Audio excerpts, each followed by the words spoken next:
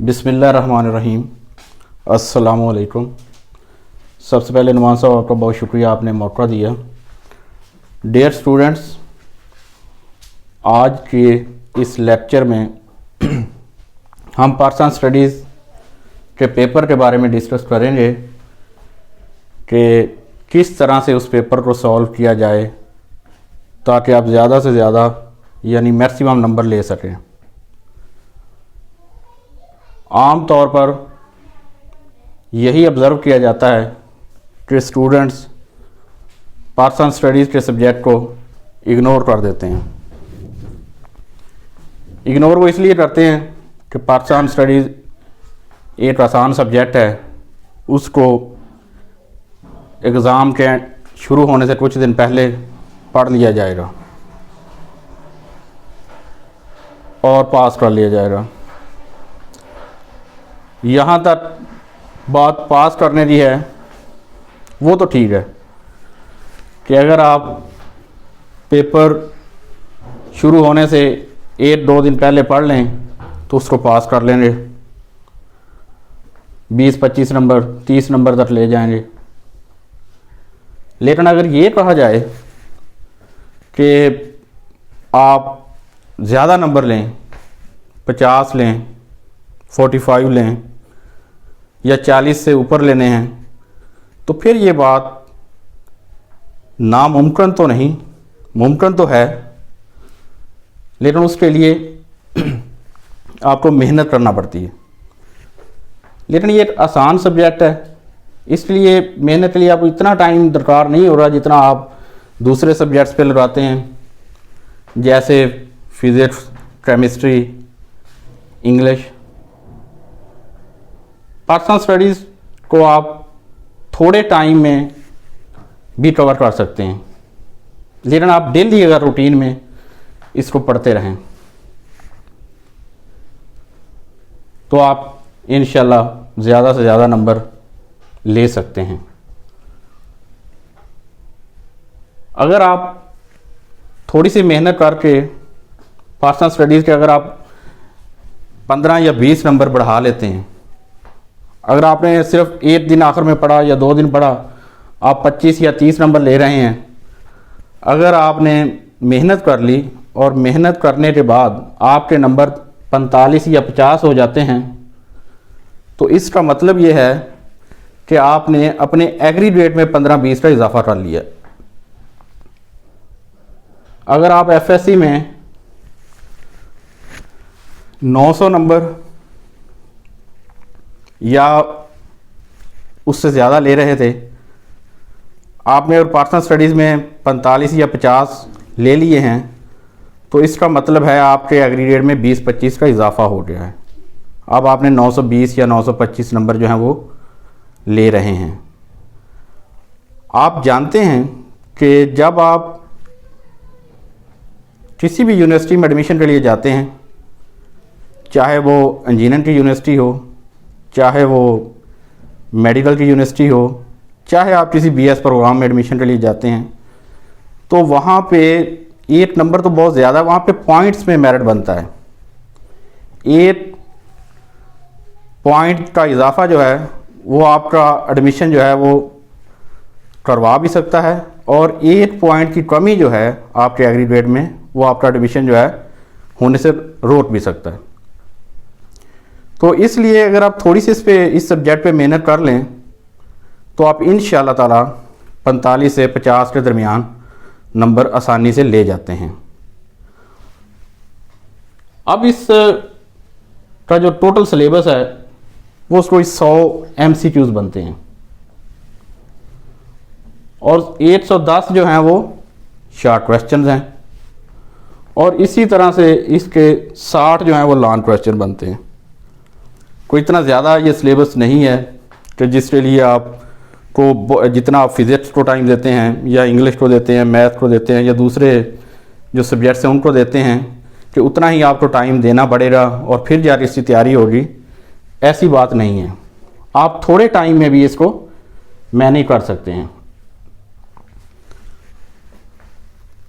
और अपना जो आपका एग्रीगेट है वो बेहतर हो सकता है। लेकिन किसी भी एग्ज़ाम में अपेयर होने के लिए पहले आपको तैयारी करना होती है, तैयारी के बाद अगला मरहला उस पेपर को सॉल्व करना होता है। अब आपने जो तैयारी करनी है वो तो आपको पता चल गया, सिलेबस आपको बता दिया कि 100 MCQs, 110 शॉर्ट क्वेश्चन और 60 लॉन्ग क्वेश्चन है। अब अगला जो मरहला हमारा आता है वो आता है कि आपने पेपर कैसे सॉल्व करना है। तैयारी के लिए तो आपको जो वक्त दरकार है वो तो यही है कि अगर आप डेली 20 मिनट भी निकाल लें, इससे ज़्यादा की ज़रूरत नहीं है, अगर आप सिर्फ 20 मिनट डेली पढ़ते रहें तो अभी तकरीबन 4 महीने आपके पास टाइम है, यानी 120 दिन बाकी हैं।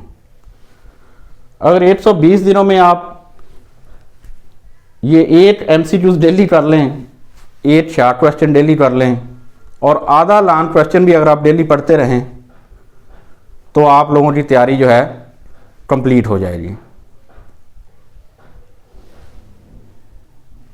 अब जब आपके तैयारी का मरहले से आप गुजर जाएंगे तो अगला मरहला आपने जो तैयार किया है उसका एग्ज़ाम देना है। अब एग्ज़ाम जो आपका है वो आप जानते हैं कि पाकिस्तान स्टडीज़ जो है उसका पेपर जो है वो 50 नंबर का होता है, 50 मार्क का पेपर है। ये लाजमी सब्जेक्ट है। दूसरा लाजमी सब्जेक्ट जो आप फर्स्ट ईयर में पढ़ते हैं इस्लामिक स्टडी, वो 50 नंबर का है। अब जो 50 नंबर की डिवीज़न है वो इस तरह से है,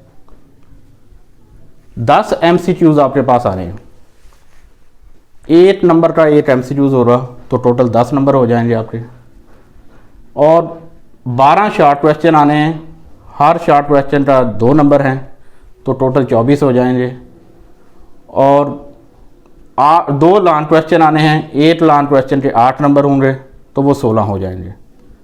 तो इस तरह 50 नंबर जो हैं वो आपके पूरे हो जाएंगे। लेकिन अब मसला ये है कि आपने पेपर किस तरह से सॉल्व करना है। जो इम्पोर्टेंट चीज़ है, तैयारी तो आपने तैयारी के मरहले से आप गुजर जाएंगे, जब तैयारी हो जाएगी आप लोगों की तो उससे अगला जो इम्पोर्टेंट मरहला है वो पेपर सॉल्व अब कैसे आपने करना है। पेपर का जो वक्त है वो 2 घंटे है, इसके लिए टाइम जो है पर्सनल स्टडी के पेपर का वो 2 घंटे है। उनमें पहले 15 मिनट में तो आपको MCQ सॉल्व करने हैं, 10 MCQ हैं वो 15 मिनट में आपने सॉल्व कर लेने हैं। अब आपके जो दूसरा आपका हिस्सा है पेपर का, उसमें शॉर्ट क्वेश्चंस और लॉन्ग क्वेश्चन करने हैं। अब स्टूडेंट का ये मसला होता है, वो कहते हैं टाइम शॉर्ट हो गया, हमारे पास टाइम नहीं था, हम लॉन्ग क्वेश्चन अच्छी तरह से नहीं कर सके, हम शॉर्ट क्वेश्चन अच्छी तरह से नहीं कर सके। तो आपके टाइम को कैसे मैनेज करना है। टाइम को मैनेज करने के लिए आपके पास MCQs का पेपर सॉल्व करने के बाद 105 मिनट होंगे। अब जो 105 मिनट हैं उनको आपने कैसे डिवाइड करना है, ये बात ज़रा गौर से आपने इस पे अमल करना है। अब MCQs आपने 12 करने हैं तो वो मेरा ख्याल है कि आप 35 मिनट, ज़्यादा से ज़्यादा 35-36 मिनट, इससे ज़्यादा टाइम आपने MCQs पे नहीं ये शॉर्ट क्वेश्चन पे नहीं लगाना, और ये 35 मिनट में आपने 12 शॉर्ट क्वेश्चन सॉल्व कर लेने हैं। उसके बाद आपने लॉन्ग क्वेश्चन पे फोकस करना है। जो लॉन्ग क्वेश्चन आपके हैं वो आपने 2 करने हैं, और जो आपके पास टाइम उस वक्त बचेगा वो 70 मिनट तकरीबन बच जाएंगे, 70 मिनट्स आपके पास टाइम होगा। अब हर सवाल के लिए आपके पास तकरीबन 35-35 मिनट जो हैं वो बाकी होंगे। 8 नंबर का सवाल है तो 35 मिनट में हम उसको सॉल्व कर सकते हैं, बड़ी अच्छी तरीके से सॉल्व कर लेंगे। टाइम की डिवीज़न आपने इस तरह से करनी है। तो इस तरह से अगर आप टाइम की डिवीज़न करेंगे तो मुकर्ररा वक्त के अंदर ही आपका ये सारा पेपर सॉल्व हो जाएगा। अगला जो स्टूडेंट के लिए मसला होता है कि लॉन्ग क्वेश्चन जो हैं वो कैसे करने हैं, शॉर्ट क्वेश्चन जो हैं वो कैसे करने हैं।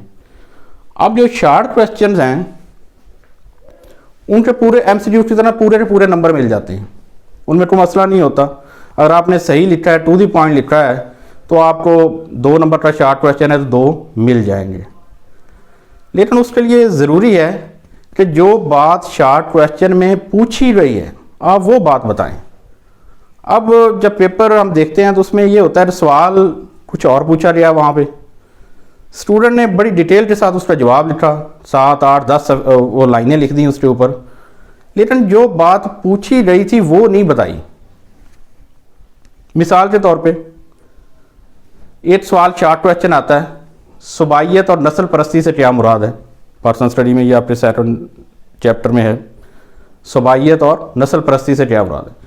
अब स्टूडेंट क्या करते हैं कि वो 8-10 लाइनें सुबाइयत और नस्ल परस्ती के ऊपर लिख देते हैं, लेकिन ये नहीं लिखते कि सुबाइयत है क्या चीज़, नस्ल परस्ती है क्या चीज़। अब जब फिर पेपर आपका चेक करने वाला जो एग्जामिनर होगा वो अगर मुनासिब समझे तो आपको 1 नंबर दे देगा उसका, अगर ना समझे तो वो आपको 0 दे देगा, 2 नहीं दे रहा। किसी सूरत में भी आपको 2 नंबर उसके नहीं मिलेंगे। मोस्टली स्टूडेंट यही करते हैं कि शार्ट क्वेश्चन के अंदर सिर्फ शार्ट क्वेश्चन का मतलब ही यही है कि आपने मुख्तसर उसका टू द पॉइंट जवाब देना है, आपने उसको इतनी डिटेल में उसके जाने की ज़रूरत नहीं होती। शार्ट क्वेश्चन के अंदर ज़्यादातर या तो डेट्स पूछी जाती है, फलां किस तारीख को क्या चीज़ हुई, या कोई इस तरह की कोई डेफिनेशन होती है कि आपने टू द पॉइंट उसका जवाब लिख देना है। अगर आप टू दी पॉइंट उसका जवाब लिखेंगे तो आपको 2 ही नंबर मिलेंगे और आपका टाइम भी वहाँ कम लगेगा। सुबाइयत और नस्ल परस्ती को आप 2 से 3 लाइनों में डिफाइन करके आगे जा सकते हैं। अगला क्वेश्चन, बजाय आपके 9-10 लाइनें उसके ऊपर लिखे हैं लेकिन वो होती भी इररेलेवेंट हैं। इसी तरह से शार्ट क्वेश्चन पूछा जाता है कि 1973 के आइन की 2 खसूसियात लिखें। अब आपने वहाँ पर 2 खसूसियात जो है ना, वो किताब में जो 2 हेडिंग्स दी होती हैं कि 1973 तहरीरी आइन है, पार्लिमानी निज़ाम हुकूमत है, आप वो हेडिंग वहाँ पे सिर्फ लिख देते हैं। लेकिन आपने हेडिंग बेशक आप ना लिखें, 2 पॉइंट बना के उसको लिख दें वहाँ पर, सिर्फ आपने अकेली हेडिंग नहीं लिखनी। अगर आपने हेडिंग लिखी है, हेडिंग लिखने के बाद नीचे उसको 1 या 2 लाइनों में एक्सप्लेन कर दें। 1 लाइन में भी कर दें कि तहरीरी आइन 1973 का आइन जो है वो नीचे लिख दें कि तहरीर शुदा है, तहरीर हुआ है, गैर तहरीरी आइन वो नहीं है। तो ये चीज़, इस बात का आपने ख्याल रखना है शार्ट क्वेश्चन के अंदर। दूसरी बात ये है कि शार्ट क्वेश्चन आप एक्स्ट्रा करते हैं, उस पर भी टाइम वेस्ट होता है, वो करने की ज़रूरत नहीं है। अगर आप लोगों को यकीन है कि हमारे जो 12 के 12 सवाल हैं वो सारे हमारे 100% ठीक है, तो फिर आपको एक्स्ट्रा करने की ज़रूरत नहीं है। अगर आप एक्स्ट्रा करने के चक्कर में रहेंगे तो फिर आपके लॉन्ग क्वेश्चन के लिए टाइम आपके पास शॉर्ट हो जाएगा। वो आपने पूरे 12 ही करें अगर आपको यकीन है 100%। अगर डाउट है कि हमारा कोई क्वेश्चन थोड़ा सा गलत हो सकता है, फिर आप एक आध जो है वो 7 एक्स्ट्रा सवाल भी कर सकते हैं। उसके बाद तीसरा मरहला हमारा आता है लॉन्ग क्वेश्चन का। अब लॉन्ग क्वेश्चन जो है वो 3 आते हैं आपके पेपर में, 3 में से आपने 2 सॉल्व करने हैं। अब मोस्टली स्टूडेंट क्या करते हैं कि वो 2 सवालों का इंतखाब करते हैं जिनका डाटा किताब के ऊपर मुख्तसर दिया होता है। मिसाल के तौर पे पहले ही चैप्टर में एक सवाल है, कायदे आज़म के इरशादात की रोशनी में नज़रिया पाकिस्तान की वजाहत करें। अब किताब में 4 कायदे आज़म के इरशाद वहाँ लिखे हुए हैं। अब स्टूडेंट उन्हीं को याद कर लेते हैं और रिप्रोड्यूस कर देते हैं पेपर में। अब आपने स्टूडेंट के नुक्ता नज़र से तो हमने वो पूरे का पूरा सवाल कर लिया, हमने बेहतरीन 100% जो है उसको सॉल्व कर दिया है, जैसा किताब में था वैसा ही हमने लिख दिया है। तो वो मैक्सिमम आपका 1 पेज पे पूरा आ जाएगा या 1.5 पेज हो जाएगा, मैक्सिमम ज़्यादा से ज़्यादा आप लिखेंगे। अब अगर आप 1 या 1.5 पेज लिख रहे हैं तो 8 नंबर तो आपको नहीं मिलेंगे, आपको मैक्सिमम वहाँ पे एग्जामिनर जो है वो 3-4 नंबर दे के फारिग कर देगा। अब बेहतर ये है कि आपके पास 3 लॉन्ग क्वेश्चन है, उन 3 में से आप उन 2 सवालों का इंतखाब करें कि जिनके बारे में आपके पास डाटा ज़्यादा मौजूद है चाहे वो किताब में डाटा है, चाहे आपने कहीं और से लिया है वो डाटा, आप उसको कम से कम 4-5 सफ़ात पे जो है, या जितना आपके पास टाइम बन रहा है उसको मैनेज करते हुए आप जितना ज़्यादा से ज़्यादा लिख सकते हैं वो लिखें। अगर आप मुख्तसर लिखेंगे तो मुख्तसर तो फिर नंबर भी मुख्तसर ही हो जाते हैं। अगर आपके पास, इसकी भी मैं मिसाल से वज़ाहत कर देता हूँ कि 2 सवाल आ रहे हैं आपके पास। ये तो मैंने पहले भी बताया है कि कायद आज़म रहमतुल्लाह अलैह के नज़रियात की रोशनी में नज़रिया पाकिस्तान की वज़ाहत करें, उसका डाटा बहुत कम है किताब में। अब उसके साथ दूसरा सवाल आया है, पाकिस्तान की इब्तदाई मुश्किलात क्या हैं, क्या थी, क्या हमें पाकिस्तान के बाद किन मुश्किलात का पाकिस्तान को सामना करना पड़ा। अगर वो सवाल आ जाता है तो उसमें क्या है, उसमें कोई 12 हेडिंग लिखी हुई हैं किताब में, आपकी किताब के अंदर भी लिखी हुई हैं, आप कहीं और से भी ढूंढ के उसको आसानी से मज़ीद कुछ चीज़ें भी उसमें ऐड कर सकते हैं। अगर आप वो सवाल करेंगे तो 10-12 आप हेडिंग लिख देंगे वहाँ पे, तो आपको 8 नंबर पूरे के पूरे मिल जाएंगे। लेकिन अगर उसके मुकाबले में आप कोई ऐसा सवाल करेंगे जिसके बारे में डाटा ही किताब में नहीं है, बहुत कम डाटा मौजूद है, तो फिर नंबर भी आपके 7-8 से 3-4 से ज़्यादा नहीं आएंगे। तो आप लोगों ने कोशिश ये करनी है कि उस सवाल का इंतखाब किया जाए जिसके बारे में डाटा ज़्यादा से ज़्यादा आप लोगों के पास अवेलेबल हो। उसके लिए ज़रूरी नहीं है कि आपने जो किताब के अंदर ही लिखा है सिर्फ वही लिखना है। जो भी आपको रेलेवेंट चीज़, उस सवाल के बारे में रेलेवेंट चीज़ जो है, उसमें आप इलामा इकबाल की पोइट्री को भी शामिल कर सकते हैं, ये पर्सनल स्टडीज़ में अलाउ होती है, लेकिन रेलेवेंट हो, मतलब जो क्वेश्चन आप लोगों से पूछा गया है उसके रेलेवेंट अगर आप लोगों के पास कोई और डाटा भी मौजूद है तो वो आप उसमें ऐड कर सकते हैं। वो आपका इंप्रेशन उससे अच्छा बनेगा और जो एग्ज़ामिनर है वो आपको पूरे के पूरे नंबर देने की कोशिश करता है। तो अगर आप इन बातों पे, ये बिल्कुल मामूली सी बातें हैं, इनमें कोई इतना कोई साइंस तो शामिल नहीं है, इनके ऊपर आप अमल दरामद नहीं कर सकते, चाहे वो तैयारी का मरला हो, चाहे वो आपका पेपर सॉल्व करने का मरला आए। तो अगर आप इन दोनों मराहिल को अच्छी तरह से तय कर लेते हैं तो कोई ऐसी फिर रुकावट बाकी नहीं रह जाती कि आपको 50 के 50 नंबर ना मिल जाएं। अगर पहले भी मैं ये बता चुका हूँ कि वो 50 आपका मतलब है कि आपके एग्रीगेट में 20 का इजाफा हो चुका है, आपका एग्रीगेट 20 नंबर बढ़ चुका है।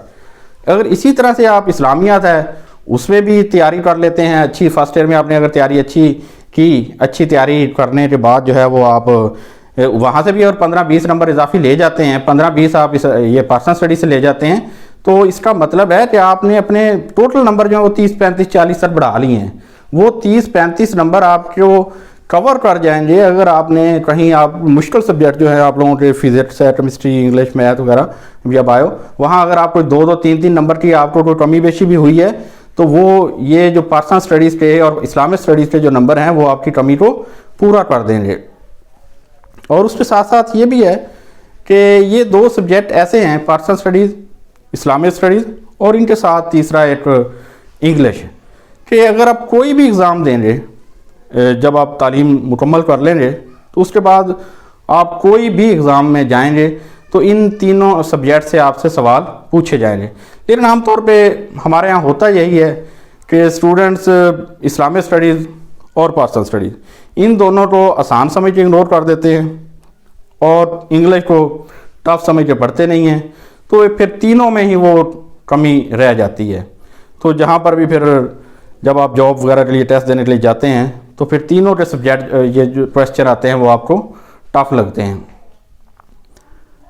अभी अगर आपने पिछले 6 महीने पर्सनल स्टडीज़ और नहीं भी पढ़ा तो कोई मसला नहीं है, आज से तैयार कर लें कि कल से 1 फरवरी से हमने इसको थारोली पढ़ना शुरू करना है।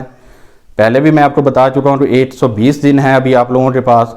उन 120 दिनों में आपने डेली बस यही काम करना है कि आधा जो है वो लॉन्ग क्वेश्चन पढ़ लेना है, बेशक 8 MCQs पढ़ लें, 8 शॉर्ट क्वेश्चन डेली पढ़ लें, तो आप लोगों का ये सिलेबस अच्छी तरह से कवर हो जाएगा और इंशाल्लाह ताला आप लोगों के 50 नंबर आएंगे और जो 15-20 नंबर आपकी इस तैयारी की वजह से बढ़ेंगे वो 15-20 नंबर आपको आगे चल के बहुत फ़ायदा देंगे।